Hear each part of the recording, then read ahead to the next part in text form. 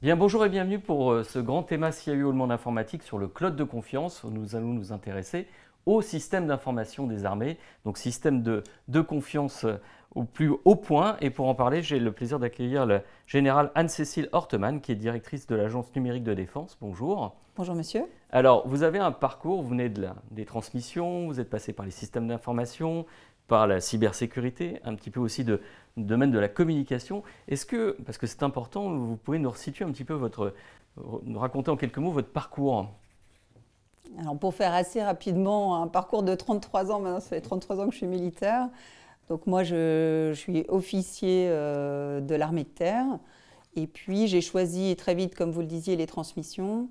Et j'ai fait tout un volet dans les systèmes d'information et de communication opérationnels, avec des déploiements qu'on appelle sur le terrain, à la fois en métropole dans le cadre d'entraînement, d'exercices importants et qui se sont concrétisés en opérations extérieures.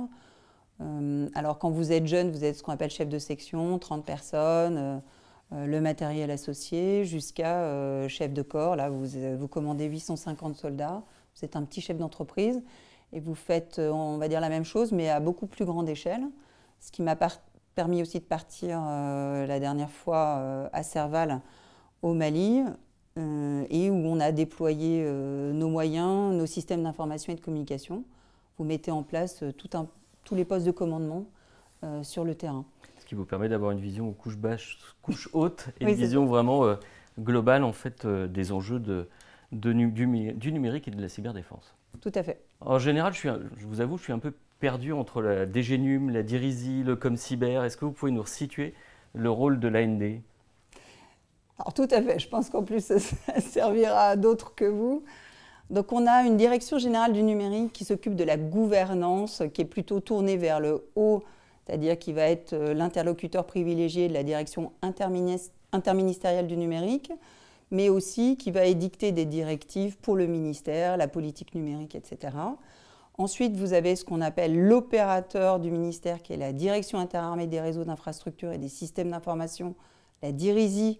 Finalement, c'est notre Orange à nous et il va nous délivrer du réseau, des ordinateurs, des téléphones. Comme un prestataire interne. Comme un prestataire interne, voilà, mais c'est quand même très précieux d'avoir ça justement en interne. Donc ça, c'est évidemment sont des interlocuteurs privilégiés pour nous.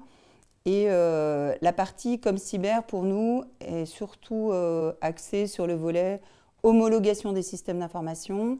Comme vous vous en doutez, tous les systèmes, même ceux qui sont du non protégé, donc l'équivalent d'Internet, ont des niveaux de sécurité, enfin ceux qui sont estimés comme nécessaires, donc sont soumis à des homologations spécifiques.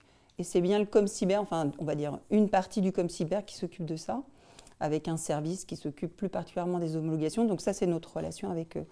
Et le ministère s'est réorganisé avec des directeurs de systèmes d'information sur différents domaines fonctionnels. Donc on a 17 DSI. Le DGNUM, lui, fait office de DSI Group, donc entreprise, on va dire. La DIRISI, pareil, sans surprise, fait office de DSI socle, c'est-à-dire ce qui va constituer la base de tous nos systèmes derrière. Le ComCyber, la DSI cyber. Et puis, et du coup, nous, au milieu de ça, nous, on est dans la conception-réalisation de systèmes d'information. Donc, pour mieux préciser, je vais vous repréciser nos 3 missions. Oui. Notre mission principale, c'est la conduite des projets de systèmes d'information complexes et à fort enjeu. Ceux qui ne sont pas complexes, les DSI elles-mêmes peuvent s'en occuper. Donc ça, c'est notre plus grosse mission et on est structuré pour ça. Ensuite, on a une deuxième mission qui est le conseil, c'est-à-dire comme on a des experts en interne, eh bien, on peut aller délivrer des conseils auprès des DSI ou de certains chefs de projet directement, de manière à les aider, soit de façon ponctuelle ou de façon plus dans la durée sur leur projet. Et puis enfin, on est dans la mise en œuvre de la politique industrielle. Ce n'est pas nous qui portons ça, c'est DGNUM plus DGA, le volet qui s'occupe de la partie industrie, qui définissent la politique industrielle pour le ministère. Donc nous, on met en œuvre parce qu'en fait, on est en relation régulière, voire quotidienne avec les industriels, tout ce qui est entreprise du numérique ou petite PME, ETI, du numérique aussi. Très bien, alors quand on parle de défense, on parle de sécurité, on parle de confiance. On en est passé en fait, là nous sommes dans le thème cloud de confiance, on est passé de notion, je dirais, de souveraineté à une notion de confiance. Quelle différence faites-vous entre ces deux aspects, souveraineté versus confiance? Alors je pense que je vais essayer de revenir sur des définitions un peu basiques ou connues, mais je préfère les rappeler. Donc on va prendre pour la souveraineté celle notamment de Louis Le Fur début du XXe siècle, qui lui définissait la souveraineté comme la qualité de l'État de n'être obligé ou déterminé que par sa volonté. Et finalement on peut le décliner, c'est ce qui a été fait dans les revues stratégiques, par une autonomie stratégique, c'est-à-dire vous avez une autonomie d'appréciation, une autonomie de décision et une autonomie d'action. Donc je pense que ça, aujourd'hui, dans le monde du numérique qui est devenu finalement mondial et sans frontières, je ne pense pas qu'on puisse l'atteindre en tant que tel. C'est un vœu pieux, oui, c'est ça, se heurter à la réalité. Voilà, c'est trop strict. Après, la souveraineté aussi, ça ne vous concerne que vous-même, alors que la confiance, on va aller chercher des partenaires avec lesquels travailler, un ou plusieurs. Et là, c'est finalement cette confiance de façon plus raisonnable et puis réaliste, finalement. Ont été mis en place on va dire des systèmes qui font qu'on va essayer de référencer cette confiance. C'est de bâtir un écosystème de partenaires de confiance. Et justement, quelles sont les briques pour vous de la confiance? Est-ce que c'est uniquement des briques, je dirais, technologiques, de réglementation, de conformité? Qu'est-ce qui fait cette confiance? Alors, je pense qu'il y a plusieurs aspects, parce que ça peut être assez technique sur des briques logicielles, par exemple, mais ça peut être très matériel avec, effectivement, quand on achète du matériel dont les puces sont fabriquées en Chine, par exemple, bon, on peut se poser la question de quelle confiance on peut accorder, et aussi quelle dépendance on a les uns aux autres, c'est-à-dire… en cas de rupture de… Voilà, exactement. En cas de crise, en fait, c'est toujours là où le moment où la situation se tend, on est un peu en conflit. Ça peut être contractuel, mais ça peut être aussi plus géopolitique. Comment on fait dans un monde où on voit que tout peut changer et être en rupture, et garantir, nous quand même au ministère des Armées, c'est notre travail, de garantir la continuité d'activité. Donc c'est comment, malgré en fait, cette souveraineté qu'on ne peut pas atteindre, j'acquiers des briques que j'assemble, et sur chaque brique, je m'assure que de toute façon, j'ai une solution soit de backup, de je suis réversible, je peux faire autrement, de manière quand même à garantir le service au moins minimum, même dégradé. Est-ce que cette confiance, ça passe aussi par, je dirais, l'expertise et les acteurs qui vous accompagnent? Ce n'est pas simplement une histoire de technologie ou d'industrie? Non. Alors, bon, pour ça, on a quand même été aidé par l'Agence nationale de la sécurité des systèmes d'information, qui a édicté, je crois qu'aujourd'hui, on doit être à 179 exigences liées à ce qu'on appelle le SecNum Cloud, qui permet en fait d'obliger les entreprises à respecter ces exigences qui peuvent être où se situe le siège de votre entreprise, où sont stockées les données, et puis aussi de contrer le fameux Cloud Act qui en 2018 a quand même fait pas mal de bruit lié à l'extraterritorialité. Donc en fait, ce référentiel-là, ça nous aide aussi à dire, grâce à ça, on va atteindre un cloud de confiance, et ça nous permet de cocher des exigences, ce qui ne garantit pas dans la durée non plus, parce qu'il faut quand même pouvoir durer par rapport à ça. C'est un système, de toute façon, où le système d'information évolue, les acteurs évoluent, donc vous êtes sur un écosystème vivant, je dirais. Alors comment concrètement, vous le construisez, cet écosystème de confiance, enfin ce cloud de confiance? Comment il se concrétise? Quels sont les chantiers que vous avez pu mettre en œuvre? Alors aujourd'hui, on s'est lancé sur ce qu'on appelle du cloud privé, puisque du coup, qu'on fabrique nous-mêmes, évidemment accompagné par certains industriels, sur la base des briques les plus à l'état de l'art, donc qui peuvent être donc, en fait un assemblage de briques que je peux appeler complètement souveraine, et du coup non souveraine, on va dire plutôt américaine, pour être quand même précise. On connaît les gros clouders américains qui sont dans le cadre du qui sont à une échelle qu'on ne pourra jamais égaler de toute façon. Donc on prend tout ce qu'il y a de meilleur, on l'assemble nous-mêmes et du coup on fabrique un cloud privé dans le domaine, sur un réseau non protégé, donc plutôt de l'Internet, des applications qui ont besoin d'être sur Internet, mais de façon protégée parce qu'on est au ministère des Armées. Et puis un C1 diffusion restreinte, qui est notre réseau interne, avec un niveau de sensibilité qui nous garantit un certain niveau de sécurité. Donc c'est vraiment d'assurer, je dirais, de garder la maîtrise en fait de ces environnements. Oui, tout à fait. Alors, ce qui est important, c'est ce que je vous disais sur, alors non seulement la dépendance, mais c'est quand il y a une rupture, est-ce que je peux garantir le service, plan de continuité d'activité? Bon, ce sont des choses assez connues dans le monde informatique, mais sur ce domaine-là en particulier, c'est évident. C'est d'assurer la résilience.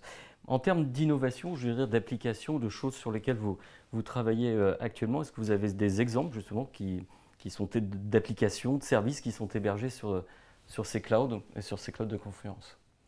Alors ces clouds, ils seront complètement en production l'année prochaine. Toutes nos applications d'aujourd'hui ont vocation à basculer sur un hébergement cloud.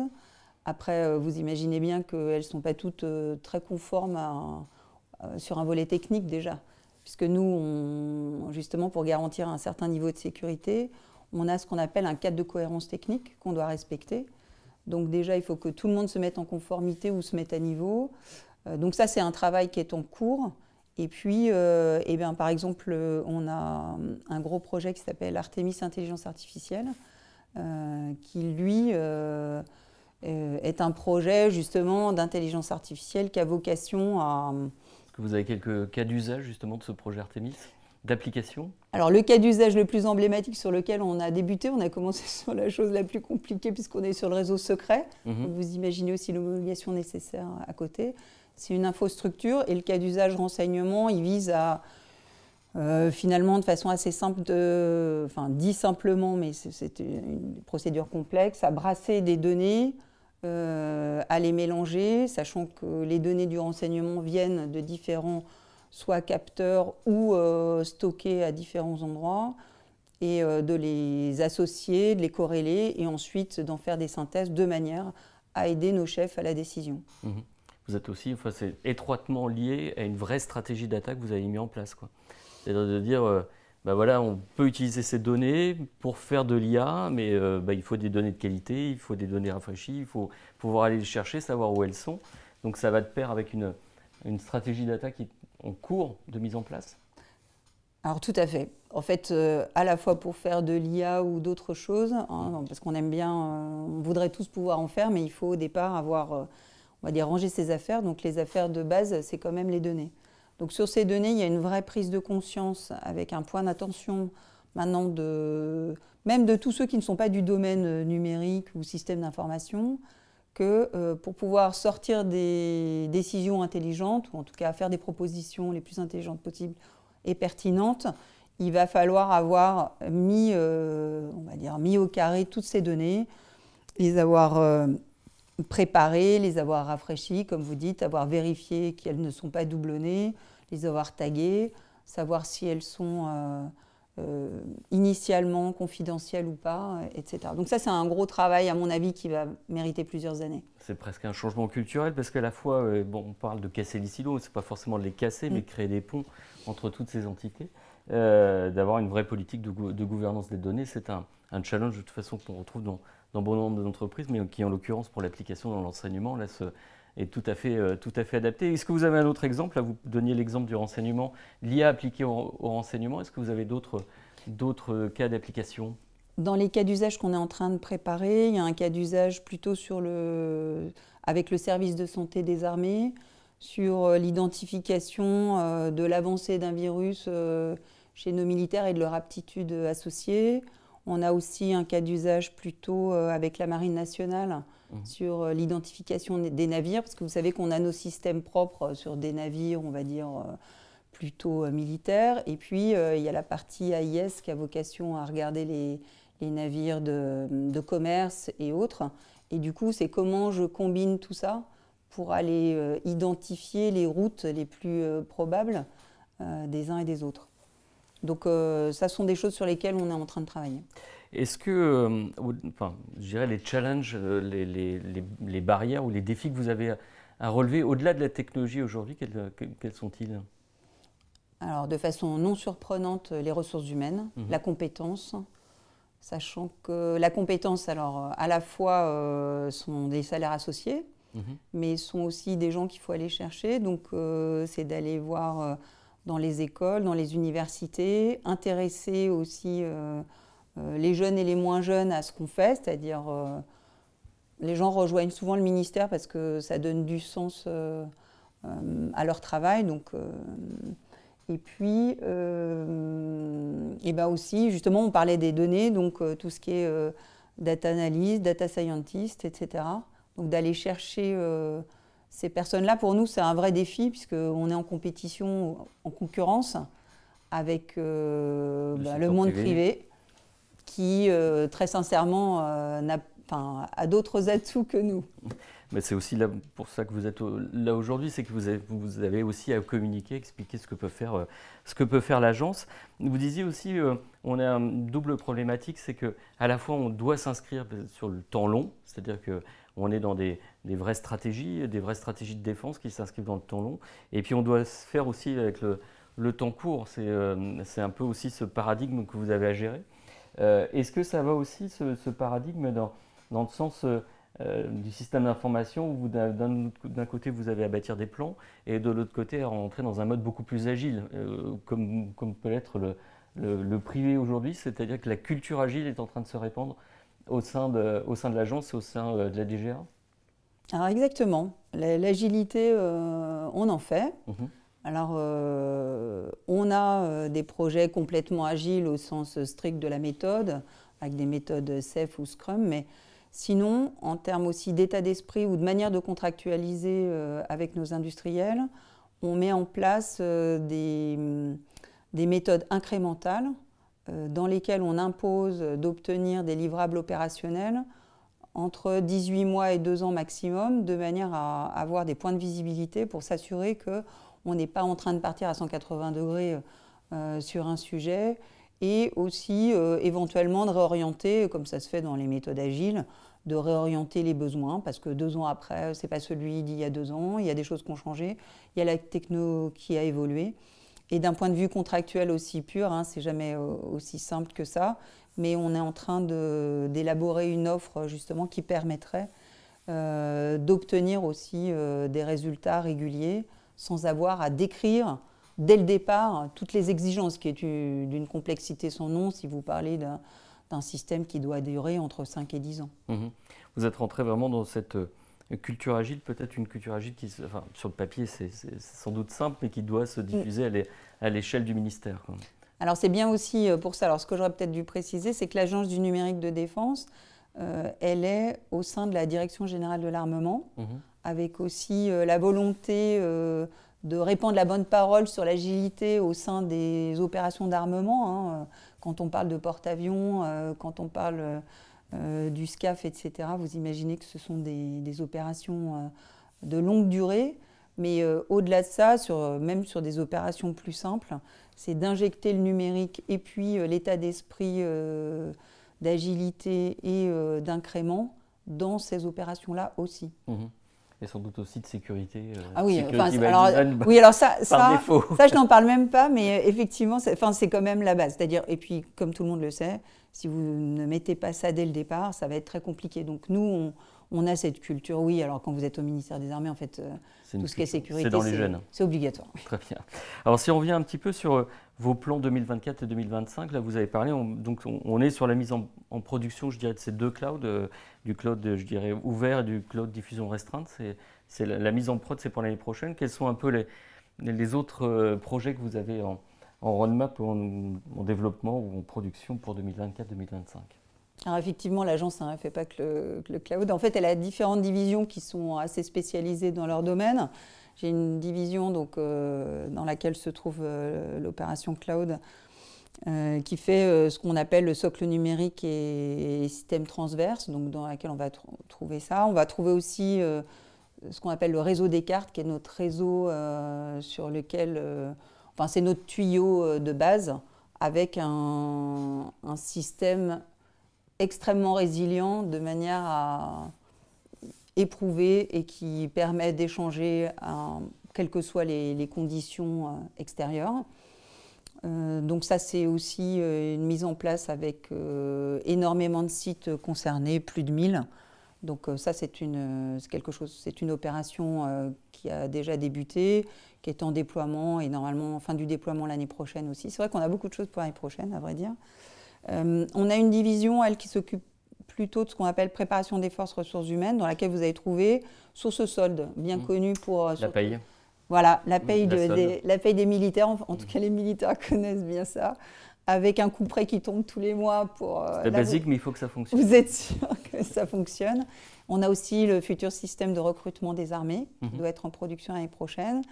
Et puis après, vous avez tout ce qui est système d'information logistique et de maintien en conditions opérationnelles. On a le futur système de MCO aéronautique, qui s'appelle Brasidas. Et puis une division qui s'occupe de tout ce qui est partie commandement et renseignement. Donc là, vous allez trouver les outils pour commander, les outils de C2, hein, Command and Control, des outils de renseignement associés, des outils pour faire de la logistique opérationnelle. Voilà. Donc on a un panorama de projets vraiment très large, donc c'est ce qui en fait aussi son charme. Et puis on essaye que chaque projet puisse s'alimenter les uns les autres, parce que les rétextes, les retours d'expérience qu'on peut faire sur un projet peuvent être utiles à un autre. Vous allez sur la transversalité, quoi, en fait. Tout à fait. Alors ça, c'est quand même un des enjeux majeurs de l'agence. Très bien. Ben, merci Général pour ce retour d'expérience, témoignage, et puis vous reviendrez nous reparler de ces différents projets pour les prochains grands thémas. Merci à vous. Merci monsieur. Et nous, on se donne rendez-vous donc pour la suite de ce grand théma sur le cloud de confiance.